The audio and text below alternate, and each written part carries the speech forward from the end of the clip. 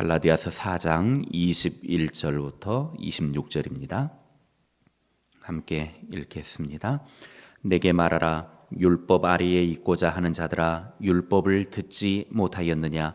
기록된 바 아브라함에게 두 아들이 있으니 하나는 여종에게서 하나는 자유 있는 여자에게서 낳았다 하였으며, 여종에게서는 육체를 따라 낳았고 자유 있는 여자에게서는 약속으로 말미암았느니라.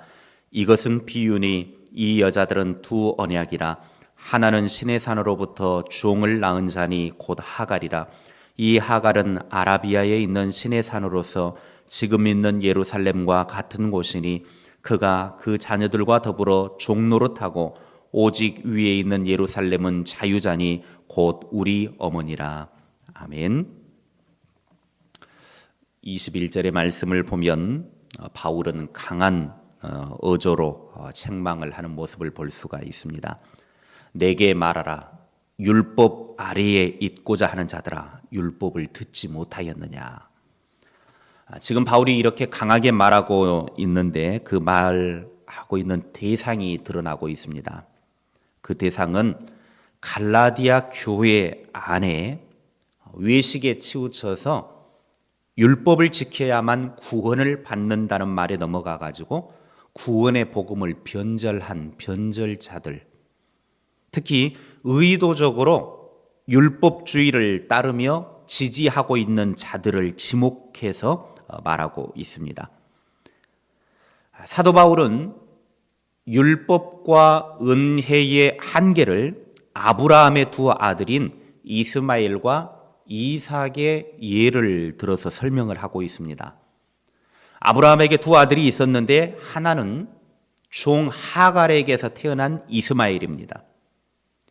이스마엘과 그 후손, 그들은 율법의 언약을 상징합니다. 인간적인 방법을 통해서 무언가를 해보려고 하는. 그러니까 하나님께서 분명히 아브라함에게 약속을 네 자손이 하늘의 별과 같이 바다의 모래와 같이 많게 해주시겠다고 했는데, 나이를 먹어도 자식을 갖지 못하니까 인간적인 방법을 동원하는 것이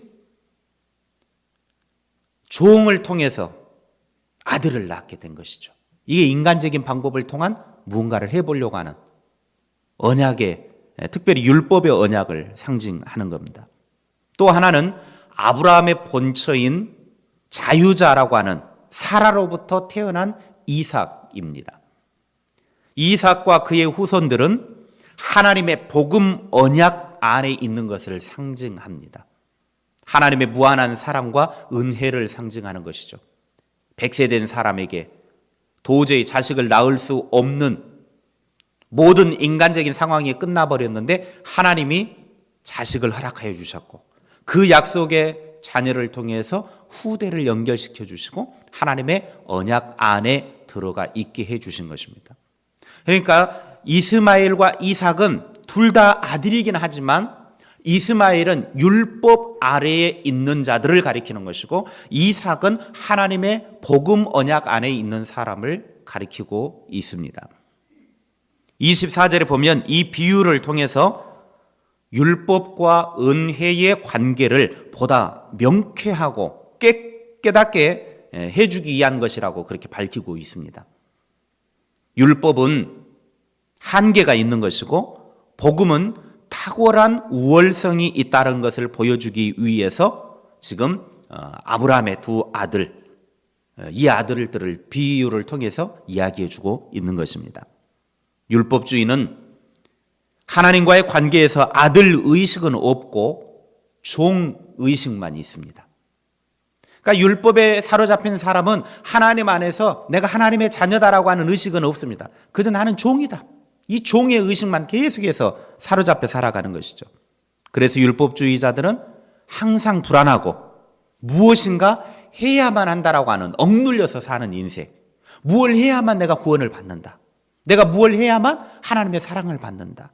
이게 율법주의자들의 특징입니다. 그러니 무언가를 하지 않으면 불안하고, 무언가 하지 않으면 꼭 하나님한테 벼락 맞을 것 같고, 무언가 하지 않으면 꼭 하나님이 복 안 주실 것 같고, 이게 율법주의자들의 특징입니다. 예를 들면 율법주의자들은 교회를 옮기면 큰 벌을 받는 줄 압니다. 여러분, 교회 옮긴다고 벌 받는 겁니까? 그거는 아니죠. 중요한 것은 교회를 어떻게 옮기느냐가 중요한 것이지, 옮기는 것 자체가 하나님 앞에 벌을 받는 것이라고 하면 아마 이 시대에 사는 교인들 중에, 그리스도인들 중에 한 교회 처음부터 끝까지 다니는 사람이 과연 몇 명이나 있을까요? 교회 옮겼다 그러면, 벌 받는다 그러면 과연 살아남을 사람 몇 명이나 있을까요?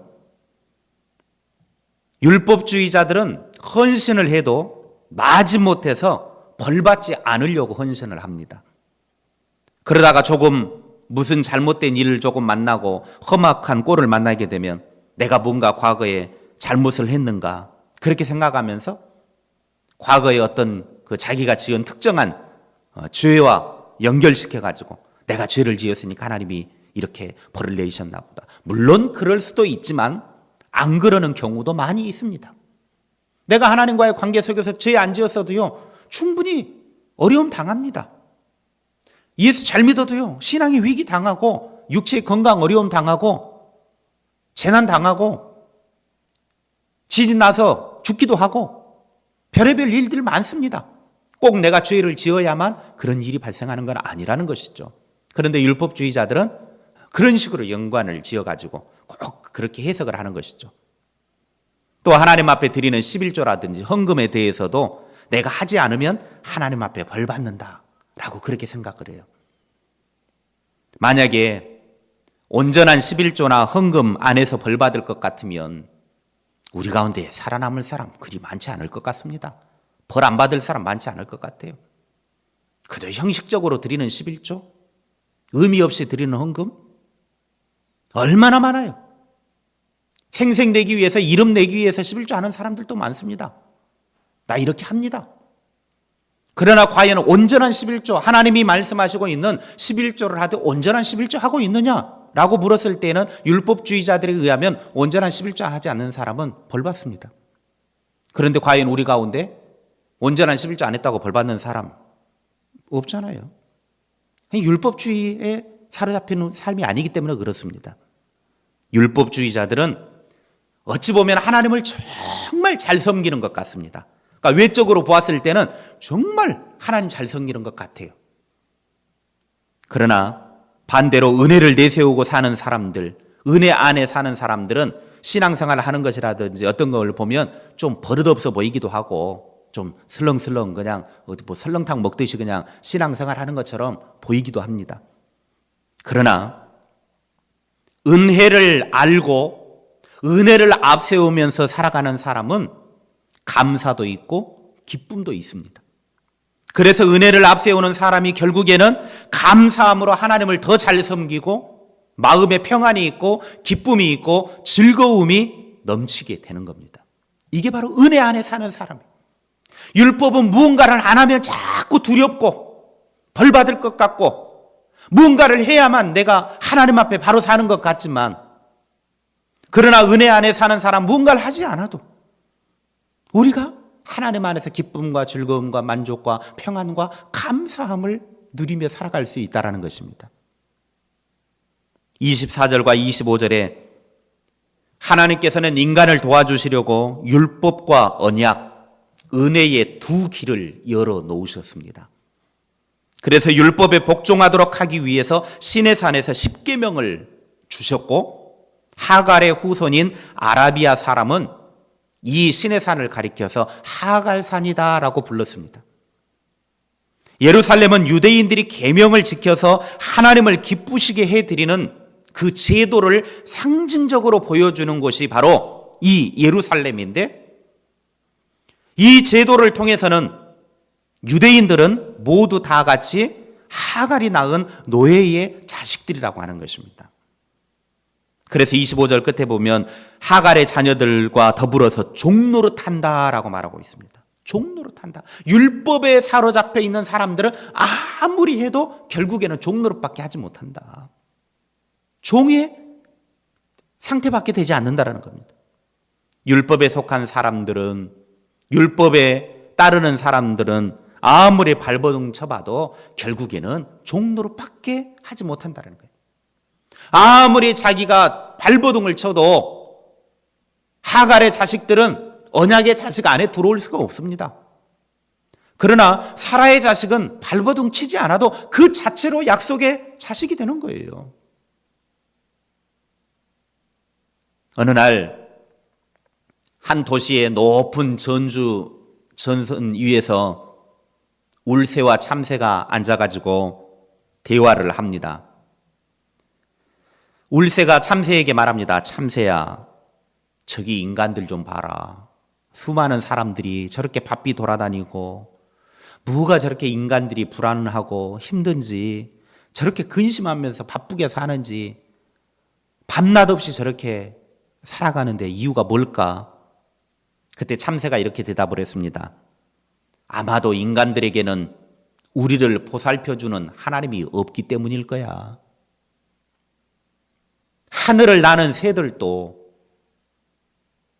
그렇게 근심하고 염려하고 살지 않는 이유는 하나님이 돌봐주신다라고 하는 믿음이 있는데, 인간들은 똑똑하다고 하면서도 잘났다고 하면서도 자기 자신이 불안해하고 바삐 돌아다니고 뭔가를 막 하고 돌아다니는 것은 하나님이 그들에게는 없기 때문에, 자기를 돌봐주시는 하나님이 없다라고 생각하기 때문에 그러는 것이다라고 우화를 통해서 우리들에게 이야기해주고 있습니다. 하나님의 은혜 가운데 산다는 것, 그것은 정말 중요한 것입니다. 세상의 모든 것은 율법이 아닌 하나님의 은혜 아래 유지되고 있습니다. 이 세상의 모든 것은 율법이 지배하는 것이 아니라 하나님의 은혜가 지배합니다. 불행을 행복으로 바꿀 수 있는 눈은 하나님의 은혜를 받은 사람이 그 은혜를 볼 수 있는 눈을 가진 사람입니다. 그러므로 하나님께서 우리에게 주신 은혜는 축복의 보석들입니다. 세상에서 완벽한 사람은 없습니다. 모든 사람이 약한 존재이기 때문에 모든 사람에게 하나님의 은혜가 필요합니다. 은혜가 필요하지 않는 사람은 아무도 없습니다. 나는 은혜가 필요 없다라고 말하는 사람은 아직까지 뭔가 모르는 사람입니다. 살면서 때때로 넘어질 때 하나님은 너 왜 그렇게 넘어지냐? 너 왜 넘어졌어? 묻지 않고 오히려 일으켜 세워주시고 위로하고 격려해주고 감싸주십니다. 그것이 바로 하나님의 은혜입니다. 하나님의 은혜는 겉포장이 별로 좋지 않아 보일 수도 있지만 그 포장 안에는 엄청난 축복의 보석들이 가득 차 있습니다. 어제가 뭔 날인지 아십니까? 몰라도 상관없습니다. 11월 11일 빼빼로데이. 좌우지간 먼 날짜들을 만들어가지고 장사들은 잘해 먹습니다. 빼빼로데이. 11월 11일이니까 빼빼로데이. 그러던데 어제 딱 보니까 여전도 연합회가 11월 11일 11시에 딱 하더만요. 11월 11일 11시. 빼빼로데이. 둘째 놈이 빼빼로 사가야 된대. 그래서 10일 날 저녁에 부랴부랴 마트를 갔죠. 안 사가면 안 된대. 다 친구들 돌려 먹어야 된대. 가서 제가 한번 빼빼로 매장 앞에 멀리서 이렇게 쳐다보고 있었어요. 다른 매장들은 사람이 별로 없는데 빼빼로 하는 데는 사람들이 바글바글. 제가 한 10분가를 거기 이렇게 구경하고 있었어요. 도대체 뭐 하고 있나 보자. 제가 멀리서 이렇게 보고 있는데 얼마나 많은 사람들이 와가지고 막 빼빼로를 사가는지, 엄마고 아빠고 삼촌이고 뭐고 애들이고 좌우지간 이 조그만한 애들도 와가지고 빼빼로 사야 된다고 막 성질을 부리면서, 말 그대로 진짜 이 한 5-6살 된 애들도 빼빼로 사야 된다고 막 그러면서 카트에 앉아가지고 막 성질 내고 그러고 있더라고. 그러면서 제가 가만히 봤더니 포장지들이 좌우지간 멋져 불더만. 포장지들이 얼마나 멋있던지. 포장지가 저렇게 멋있으면 안에 내용이라도 좀 멋있어야 되는데 까보면 몇 개 들어있지도 않아요. 요즘 그래서 TV에 많이 뉴스에 나오잖아요. 껍데기만 엄청 크고 안에 내용물은 별것도 없더라. 그 안에다가 그냥 막 질소만 엄청 많이 집어넣어놓고 그래가지고 내용물은 별로 없더라.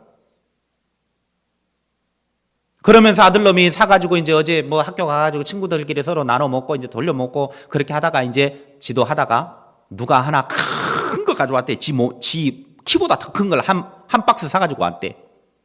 그래서 뭐 안에 많이 들어있더냐 그랬더니 몇 개 안 들었던데 그러더라고. 그것이 얼마짜리냐면 48,000원짜리였어요. 빼빼로가. 48,000원짜리. 48,000원짜리 큰 박스. 나는 참 이해가 안 돼요. 그거 사가지고 와가지고 몇 개 들어있지도 않는 거. 우리가 봤을 때는 그 정도 박스면 참 48,000원 정도면 엄청나게 빼빼로가 들어있어야 되는데 별것도 없더라는 거예요. 그런데 하나님의 은혜는, 하나님의 축복은 겉포장지가 별로 화려하지 않습니다. 멋지지 않습니다. 어떻게 보면 좀 별 볼 일 없습니다. 그런데 그 별 볼 일 없는 포장 안에 하나님의 엄청난 축복의 보석들이 가득 차 있더라는 겁니다. 그래서 우리는 하나님의 은혜를, 축복을 그저 화려한 껍데기만 보고 그걸로 평가를 해서는 안 됩니다. 율법이 아닌 은혜 속에서 누리는 복된 삶이 되기를 바랍니다. 율법은 언제나 우리를 올가매고 우리로 하여금 뭔가를 해야만 된다라고 하는 근심하게 만들고 걱정하게 만들고 쫓기게 만들지만, 은혜 안에 있는 사람, 복음 안에 있는 사람은 뭔가를 하지 않아도, 때로는 연약해 보여도 그 안에는 하나님이 주신 은혜가 있기 때문에 감사와 기쁨과 평강이 넘쳐나는 것입니다. 우리는 바로 그 은혜 안에 있는 사람들입니다. 예수 그리스도 안에 있는 사람들은 내가 뭘 하지 않아도 이미 은혜 안에 들어와 있는 사람이기 때문에 그 은혜 안에 있는 사람은 하나님이 돌봐주시고 하나님이 지키시고 하나님이 이끌어 주십니다. 저와 여러분이 율법이 아닌 은혜 속에서 하나님의 이 은혜의 삶을 누리는 복 있는 자가 될 수 있기를 주님의 이름으로 축원합니다.